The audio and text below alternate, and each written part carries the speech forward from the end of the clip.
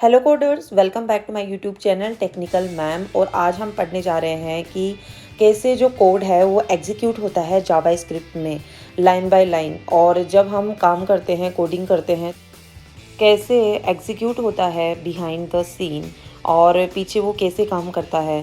तो let's get started. तो सबसे पहले इन चीज़ों को समझने से पहले हम ये देखते हैं कि जो कोड के पीछे डेटा स्ट्रक्चर वगैरह है वो यूज़ होते हैं। तो वो बिहाइंड द सीन कैसे काम करते हैं, जिसमें स्टैक्स आते हैं, तो वो देखते हैं।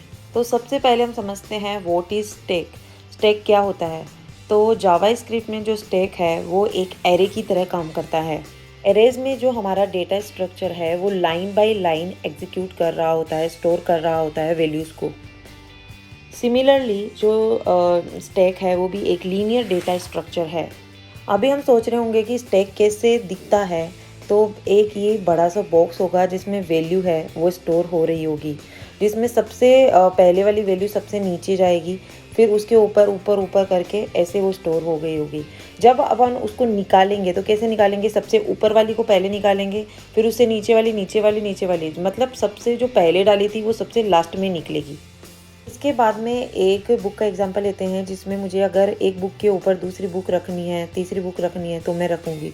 और मुझे निकालनी है बुक वापस, तो पहले मैं सबसे ऊपर वाली निकालूंगी, ना कि सबसे नीचे वाली या बीच वाली। तो यही काम होता है स्टैक का। तो आई होप आपको स्टैक अच्छे से समझ में आ गया होगा। तो इसी तरह से हम जावा स्क्रिप्ट का जो कोड है वो भी एग्जीक्यूट होता है। तो अब हम आगे बढ़ते हैं कि जावा स्क्रिप्ट है उसमें कैसे एग्जीक्यूशन होता है और कैसे उसको पीछे वैल्यू स्टोर करता है और कैसे काम होता है। जावा स्क्रिप्ट में जो भी होता है वो एक एग्जीक्यूशन कॉन्टेक्स्ट के अंदर होता है। जब एक प्रोग्राम रन किया जाता है जावा स्क्रिप्ट में, तो एक एग्जीक्यूशन कॉन्टेक्स्ट है वो क्रिएट हो जाता है। अभी जो मैं एक प्रोग्राम मैंने लिखा हुआ है, अगर मैं इसको रन करवाती हूँ जावा स्क्रिप्ट में, तो एक ग्लोबल एग्जीक्यूशन कॉन्टेक्स्ट क्रिएट हो जाता है और ये 2 फेजेस में क्रिएट होता है। फर्स्ट फेज है मेमोरी क्रिएशन और क्रिएशन फेज, और दूसरा है कोड एग्जीक्यूशन फेज। अभी मेमोरी क्रिएशन में क्या होता है, इसमें जो जावा स्क्रिप्ट है वो अलोकेट करता है memory to all the variables and functions जो भी प्रेजेंट होते हैं प्रोग्राम में। वेरिएबल्स है वो स्टोर होते हैं विद द वैल्यू अनडिफाइंड, और जो फंक्शंस है वो स्टोर होते हैं जो भी कोड लिखा हुआ है उस प्रोग्राम में, उसके फंक्शंस के साथ में, उसके कोड के साथ में। अभी जो कोड एग्जीक्यूशन फेज है उसमें क्या होता है, उसमें जो जावा स्क्रिप्ट है वो पहले रन करता है मेन एग्जीक्यूशन फेज को, और उसके बाद में जो जावा स्क्रिप्ट लाइन बाय लाइन सारे कोड को एग्जीक्यूट करता है।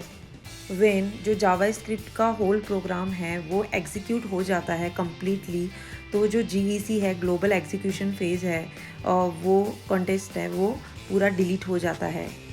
तो ये एक एग्जांपल है, इसकी सहायता से आपको सब समझ में आ जाएगा। तो यहाँ पे एग्जीक्यूशन जो कंटेस्ट है वो क्रिएट हो गया और 2 टाइप के फेज़ यहाँ पे आ गए, मेमोरी और कोड। मेमोरी में मैंने आपको बताया था कि जो जावा स्क्रिप्ट है वेरिएबल्स और फंक्शंस को स्टोर करता है। तो यहाँ पे जो वेरिएबल होते हैं वो अनडिफाइंड वैल्यू के साथ में क्रिएट होते हैं, स्टोर होते हैं, और जो फंक्शंस है वो कोड के साथ में होता है। और कोड में क्या होता है, कोड फेज़ में, कि वहाँ पे जो लाइन बाय लाइन पूरा कोड है वो एग्जीक्यूट होता है। पहले मेन होता है और उसके बाद में लाइन बाय लाइन होता है। तो यहाँ पे आप देख पा रहे हैं कि किस तरह से जो पीछे कोड है वो एग्जीक्यूट होता है। और ये टॉपिक बहुत ज़्यादा इंपॉर्टेंट है क्योंकि आगे आने वाले टॉपिक्स में ये बहुत ज़्यादा अच्छे से समझ में आने वाला है। और इंटरव्यू में भी आपको पूछ सकते हैं कि जो कोड है वो कैसे एग्जीक्यूट होता है जावा स्क्रिप्ट में। सो आपको क्लियर हो गया होगा, और यही था आज का मेरा लेक्चर। तो आपको समझ में आया हो तो प्लीज़ सब्सक्राइब कीजिए, लाइक कीजिए, शेयर करना ना भूलें। और कोई डाउट है तो कमेंट कीजिए। और अगर मैंने जैसे आपको पहले भी बताया था कि मैं आपको हर एक चीज़ जावा स्क्रिप्ट की, कोई भी ऐसी जो टॉपिक नहीं रहेगा जो छूट जाएगा। So if you are interested then please subscribe to my channel. Thank you so much, bye bye.